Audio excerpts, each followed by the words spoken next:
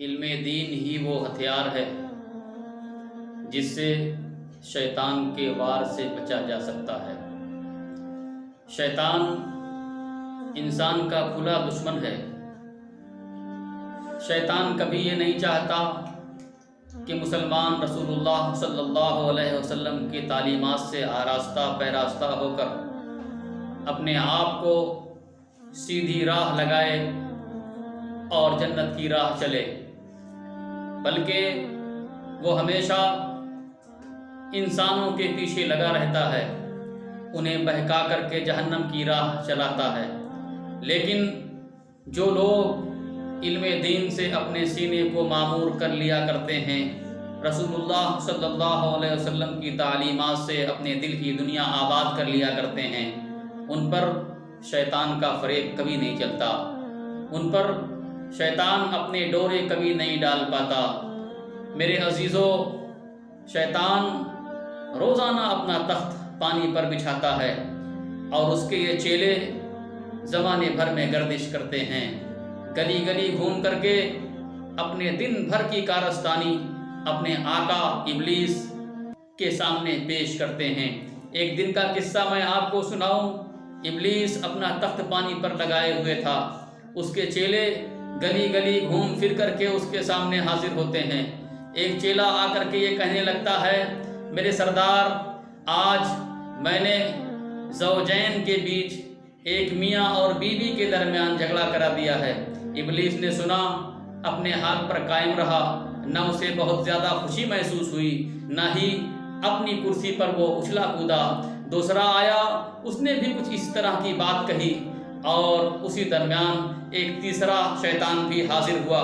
حاضر ہو کر کے کہنے لگا، میرے سردار، آج 2 بچے اسلامی تعلیم پانے کے لیے، قرآن کی تعلیم حاصل کرنے کے لیے، علم دین حاصل کرنے کے لیے مدرسہ جا رہے تھے، میں نے ان دونوں بچوں کو مدرسہ جانے سے روک دیا۔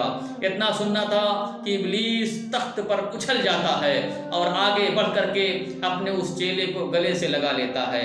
اس کے دیگر چیلے ابلیس کی یہ حرکت دیکھ کر کے، ابلیس کا یہ انداز دیکھ کر کے اپنے دل میں کہنے لگتے ہیں کہ ہم نے اتنے بڑے بڑے کام کیے، میاں بیوی کے درمیان جھگڑا کرا دیا، مسلمانوں کو لڑا دیا، انسانوں کو آپس میں گتھم گتھا ہونے پر مجبور کر دیا، لیکن ہمارے لیے کوئی شاباشی نہیں، ہمارے لیے کوئی آفرین نہیں، ہمیں کچھ بھی تعریف کے کلمات نہیں کہے گئے، اور اس نے صرف 2 بچوں کو مدرسہ جانے سے روک دیا، تو اس کے لیے اتنی آفرین، اس کی اتنی شاباشی، اس کی اتنی تعریف۔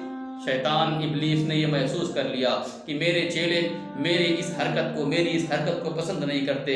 اس نے کہا کہ ٹھیک ہے، اگر تم میری اس حرکت کو پسند نہیں کرتے تو آؤ میرے ساتھ چلو، میں تمہیں علم دین کی اہمیت بتاتا ہوں۔ جس مومن کے دل میں، جس انسان کے دل میں علم دین رچ بس جاتا ہے، اس پر شیطان کا فریب کبھی نہیں چلتا۔ اپنے چیلوں کو لے کر کے ابلیس ایک مسجد کی طرف چلتا ہے۔ فجر کا وقت ہوا چاہتا ہے، فجر کا وقت نکلنا چاہتا ہے۔ ایک مولانا صاحب وضو کر کے جلدی جلدی مسجد کی طرف بھاگتے ہوئے اسے دکھائی دیتے ہیں۔ شیطان اپنے چیلوں کو لے کر کے جلدی جلدی مولانا صاحب کے پاس پہنچتا ہے۔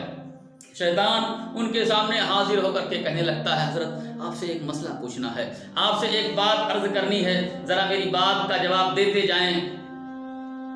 شیطان کی بات سن کر کے مولانا صاحب رک جاتے ہیں، فرمانے لگتے ہیں، اچھا ٹھیک ہے، جلدی سے پوچھو، فجر کا وقت نکلنا چاہتا ہے، میں جلدی سے نماز سے فارغ ہونا چاہتا ہوں۔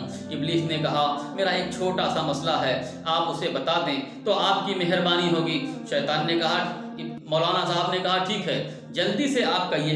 ابلیس نے اپنی جیب سے ایک سوئی نکالی اور اس کی ناک کی طرف اشارہ کرتے ہوئے کہنے لگا کہ مولانا صاحب، میں آپ سے یہ پوچھنا چاہتا ہوں کہ یہ جو سوئی کی ناک ہے، کیا اللہ تعالیٰ اس بات پر قادر ہے کہ اس زمین کو، اس آسمان کو، یا کوئی بڑی چیز اس کے اندر داخل کر دے؟